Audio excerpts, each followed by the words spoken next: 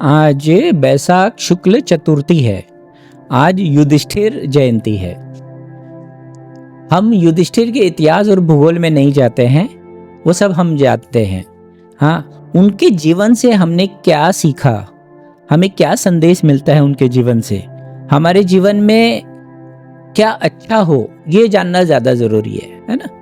तो मैं दो चार ही बात बताता हूँ उनके बारे में। एक कहानी मैं बताता हूँ, उससे हमें बहुत कुछ सीखने को मिलेगा। तो पहली कहानी यह है कि उनके गुरुकुल के जीवन की कहानी है। हुआ यूं कि एक दिन गुरु द्रोण ने एक पाठ पढ़ाया, कभी झूठ नहीं बोलना चाहिए। अब ये तो सामान्य बात है, कभी झूठ नहीं बोलना चाहिए, सारे शास्त्र कहते हैं और सभी शास्त्र कहते हैं, सभी धर्मों के शास्त्र कहते हैं झूठ नहीं बोलना चाहिए। पर क्या हम कभी नहीं झूठ बोलते हैं? है ना, जानते तो हम हैं।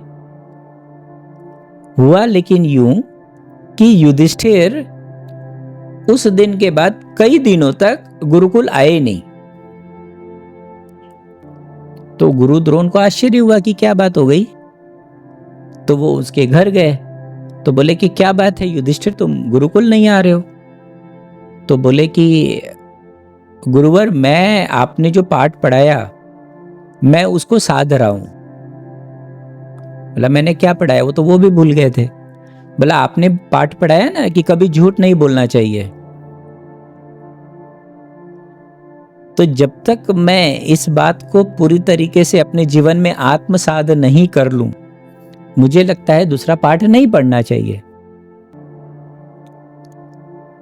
है ना। तो ऐसी दृष्टि होनी चाहिए।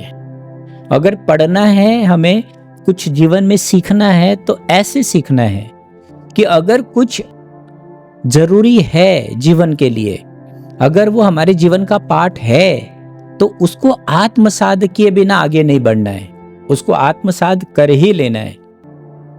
तो उन्होंने इस बात को आत्मसात कर लिया और हम जानते हैं कि उसके बाद युधिष्ठिर ने अपने जीवन में कभी झूठ नहीं बोला। तो ये बात हमें सीखने को मिलती है।